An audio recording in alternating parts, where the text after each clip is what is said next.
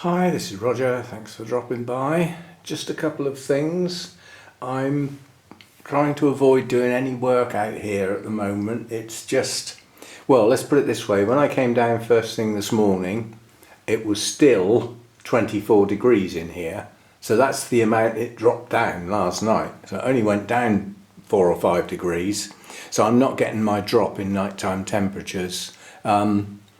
And my daytime temperatures are high as well. Are you stuck? Yeah, slightly. We'll help you unstick then. The others are opened okay. There was a theory with my put forward by several people why some of these blooms actually came out with fused petals and sepals. The theory is dramatic changes in temperatures during the bud growth. So as the spike's developing, you're getting sort of high temperatures and low temperatures, and just too many changes going on, and it can distort the growth. Now, I can't prove that one way or the other, but I suppose it sounds reasonable. But what I will say is the temperatures I'm having at the moment are going to reduce the life of the blooms in here. Probably the only ones that won't get affected are the Phalaenopsis, because they're at the right temperature, daytime and nighttime, come to think of it. We're up 28, 29 in the day. They love all that, especially if the humidity's good as well, which it is. So yeah, they're doing fine. Several people have asked about the geraniums or pelargoniums, whatever you want to call them. Why are they still in here? They were bought for a splash of colour in the garden. Well, unfortunately, the pots are lightweight. Even when they're soaking wet, the plants have now got so big, the slightest breeze would just blow them over. And I can't be bothered with doing anything to prevent that happening when they can stay in here and provide that splash of colour in here. So that's what's happening. They're staying in. Not allowed out to play. Yeah, so that's that. But things like this, the thing I've seen that's been dramatically affected is the coleogeny. Now, I came home with this bloom, that's gone. This one hasn't long been open and it's showing signs of going already, and this one's just opening. So unless the temperatures drop down dramatically, this one's not going to last long either. And then we've got to wait for another growth before we can get some more blooms on here. So it does shorten the life of some blooms. I'm surprised that Dracuvalia is still hanging in there, but it is. Dropped a leaf. We don't like Masdevallias dropping leaves, although I think I can see a new spike coming, and we've got at least one new growth. So alright, we can sacrifice one leaf then, but no more. You listening? Yes, so that's that. A bit of sad news. Those of you who knew Margaret, she has passed away. Her husband Keith, who's looked after her and helped her build shelves and do all sorts of things, and appeared in, well, at least been named in her videos over the years, left a video short on the channel. So if you knew Margaret and have supported the channel, it might be nice to just pop across there and leave your condolences. I'm not naming the channel or anything. You either know Margaret or you don't. If you do, I'm sure you'd be welcome, and you would probably be a subscriber of the channel, so you'll know who I'm talking about. Right, Disas. We've done the interchange with the Disa man, and I am setting off tomorrow, late morning, to meet up with him in some services. An appropriate crossing point. I know which road he's using to go from Cornwall to Surrey, and I'm using the road that heads directly north that I would use to go and pick Hannah up, so I know it well. And I knew that intersection had services on it, so I didn't even have to think about where we could meet. I've suggested that, he's agreed to it, and he said he passes by there around lunchtime, so and he's going to send me a text at an appropriate point so that I can set off, because I think it's probably because he's not got a fixed schedule, if you know what I mean. It's his travelling day, so the time, and he doesn't want to keep me hanging around, and I've said how long it will take me to get there, so I don't have to keep him hanging around, if you see what I mean. So I'm meeting up tomorrow. I will buy some plants. So tomorrow's video will be my new Disas when I get home. And this is today's video because it's already getting too warm in here. I've got the fan off. And the only place that's cool in this house, believe it or not, is the lounge. Well, and the downstairs toilet. I don't think I'm going to sit in there all day unless I've got a very good reason, which I haven't. Yes, so the lounge is the cool place. I do get a bit of heat comes in the window in the morning from the sun coming through, but I close the blind to sort of trap it. And yeah, that's the cool place. This is not the cool place, but it's changing. I noticed yesterday the shadow of the sun on this panel is my guide to how much longer I've got with the sun on the roof, which gives me my daytime temperatures. And its maximum is here on that bar. Yeah, well, it's already halfway across. End of July. End of August, it'll probably be gone, apart from perhaps a tiny little touch.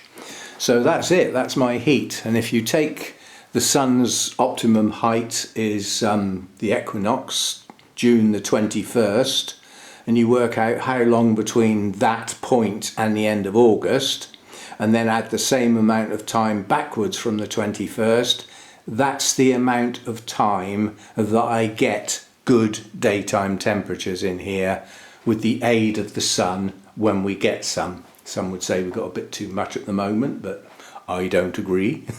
Can't see how you can have too much.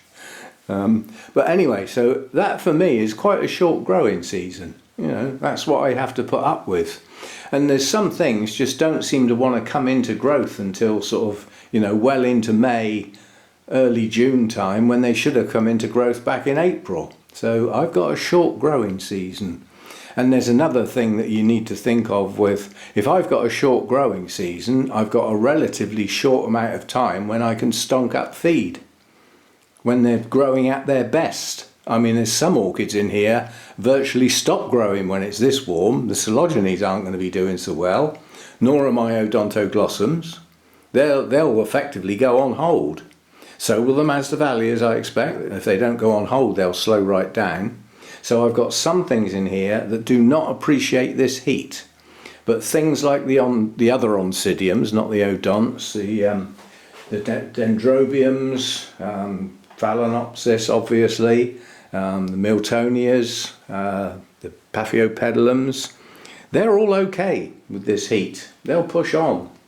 So yeah, but it doesn't last long. And if you think the growing season out in the garden probably doesn't stop until well into October, and mine's going to stop at the end of August. I'm losing 6 weeks of good growing time because my light level will drop and my daytime temperatures will drop. So that's what I've got. I've got to work within it, and I've got to work towards thinking about plants that basically shut down for the winter. That's fine because I don't have to worry about them, do I? But those that grow continuously are not such a good idea. Yeah, because they need more constant day and night temperatures throughout the year to grow continuously. I can't give them that. So there's not a lot of point in stocking up on that type of thing, is there? So I think the Oncidium intergenerics, they're fine. They do okay in here, providing they're repotted at the right time and don't lose their root systems. Some of them can be difficult to recover otherwise. My Dendrobium nobilis up the back there, they're all doing fine. They're all pushing up new growths and root systems. They're doing okay. So yeah, you know, I'm adapting what I grow to suit where I grow. Can't just grow any old thing because it won't work. Take a look at a Cattleya, failing miserably. Totally desiccated, it's lost its roots, got black tips. Well, I know somebody who'd comment on that. And there's probably a good reason that I can't get what this plant needs into it without a root system. It's just giving up, it's just not growing. So that's going to go out soon. I'm fed up with trying. had it not gone into this state prior to these warmer temperatures, it probably would have pushed on. But too late now, I suspect, for that one. It's never bloomed. It's one that I got before I realised what was happening with my summer daytime temps. You know, there's no point in getting cattleyas. Not anymore.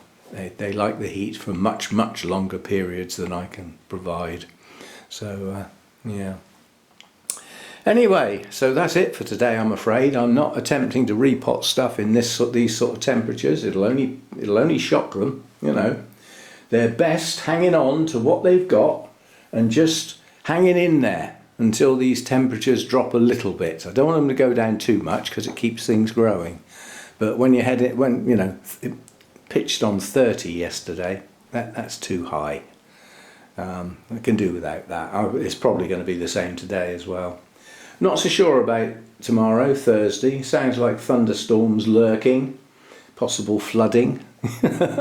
One weather forecaster said some places might get a month's worth of summer rain in a couple of hours.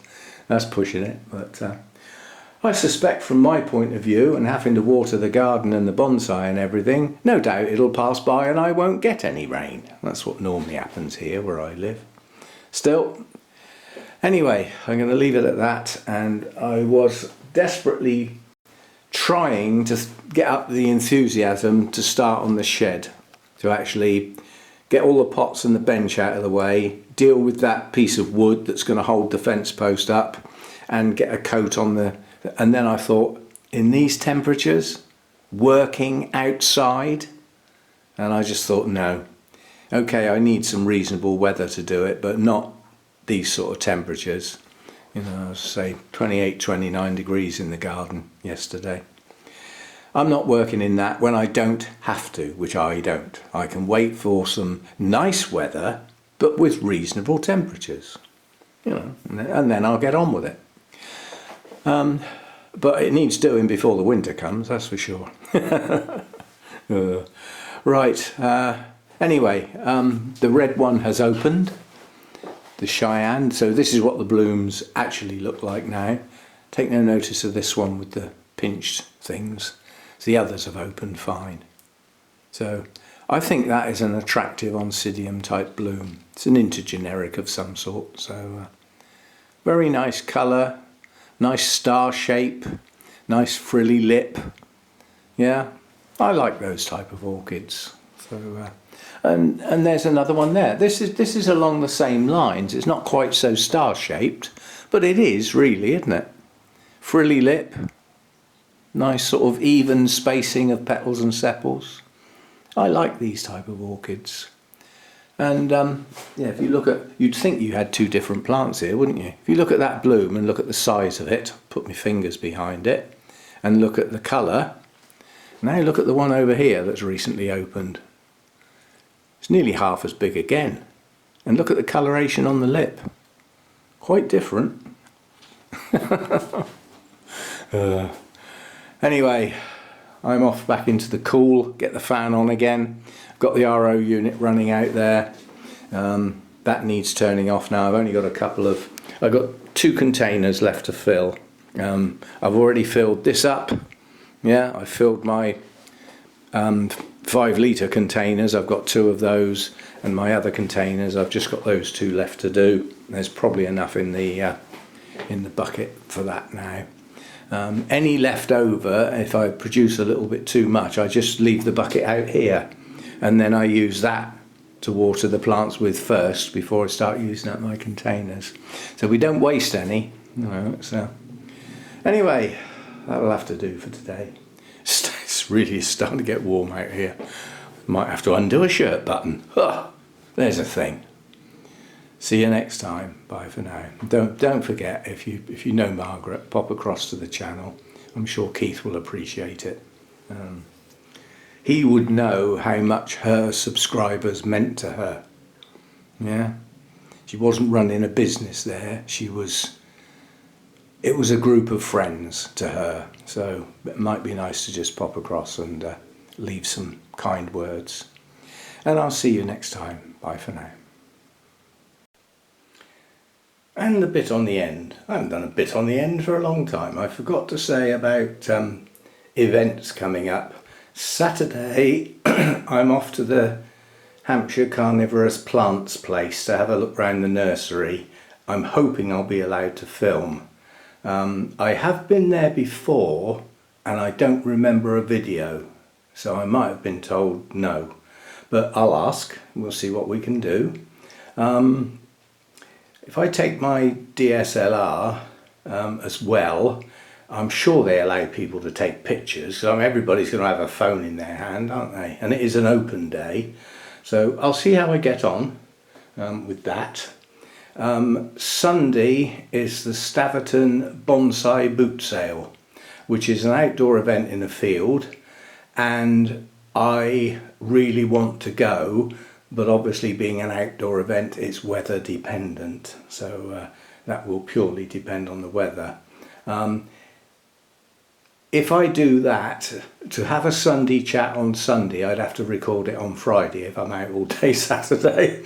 So we'll see what happens, but there could be some disruption in the video sequence this weekend coming up.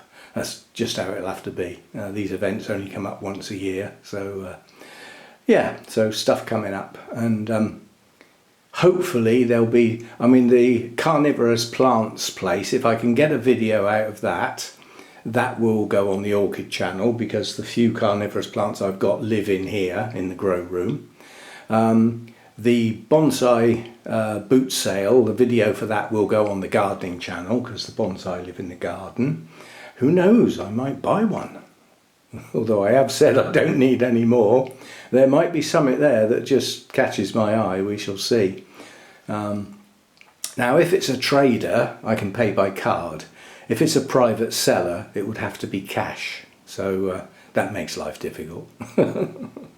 Anyway, so some events coming up that I may be away all day for, and if so, you know, something else will have to catch your eye. I'm not the only Orchid channel at the end of the day. There must be other things to watch when I'm not posting. I don't want to lose you all, but you know, some days I need to go off places, so that's how it has to be. And I'll see you next time. Thanks for dropping by.